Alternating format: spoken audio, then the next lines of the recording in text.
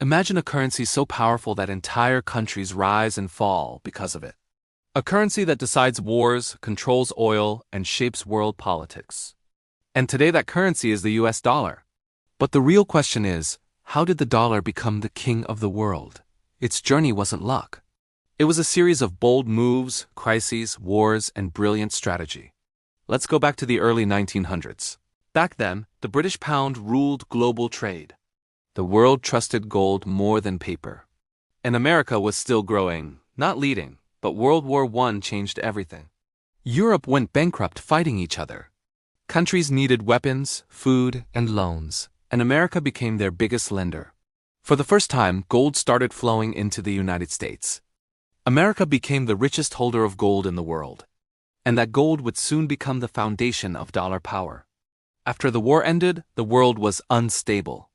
The global economy was shaking, and then came the Great Depression. Banks collapsed, currencies failed, people lost trust in money itself. But America had a plan. In 1933, President Franklin Roosevelt made a historic move. He took the U.S. off the gold standard for citizens. Then he devalued the dollar and forced people to hand their gold to the government. Suddenly, the U.S. government controlled almost all gold in the country, but this was just the beginning. The real turning point came during World War II. While Europe and Asia were destroyed, America became the world's factory. It produced weapons, machines, oil, and everything the world needed. Other countries paid in gold because they had no choice.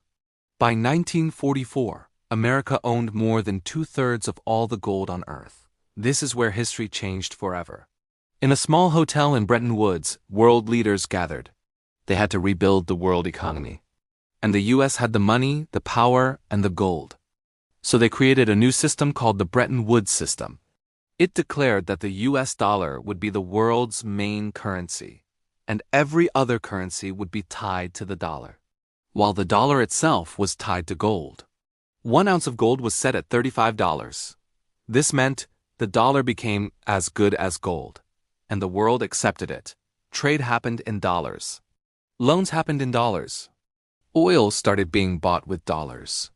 The dollar was slowly becoming king, but the story wasn't over. In the 1960s, America spent huge money on wars and welfare. Countries realized the U.S. didn't have enough gold to back all dollars. France demanded its gold back. Others prepared to do the same.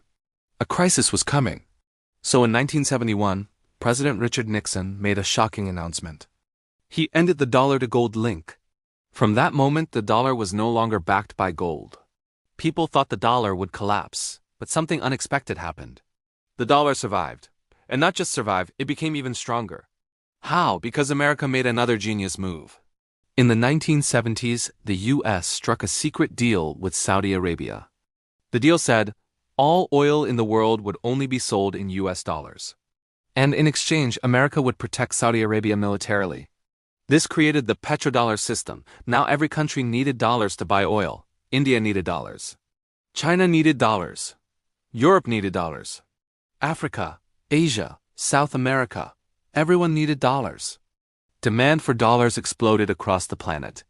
And the dollar became unavoidable. The world had no choice but to use it. And when the world uses your currency, you control the world. America could print dollars, and the world had to accept them. No other country had this power. This is why the dollar became the king. But the story doesn't end here. The U.S. built global institutions to protect the dollar's dominance. The IMF controls struggling countries. The World Bank controls development loans. SWIFT controls global payments. And the Federal Reserve controls interest rates that affect the whole world. If the Federal Reserve raises rates, poor countries collapse. If it lowers rates, markets boom. One decision in Washington affects billions of lives. That is dollar power. Today, about 90% of world trade happens in dollars. About 60% of global reserves are held in dollars. Oil, gold, technology, imports, exports. Everything depends on the dollar. And even countries that hate the U.S. still need its currency. That is the ultimate strength. The dollar became king not because it was the best currency, but because America used wars, strategy, oil, and global institutions to make it unavoidable. And until the world finds a real alternative, the dollar will remain the king. This is how the dollar conquered the world, step by step, crisis by crisis, deal by deal, a journey from ordinary paper to global power. This is the story of how the dollar became the king of money.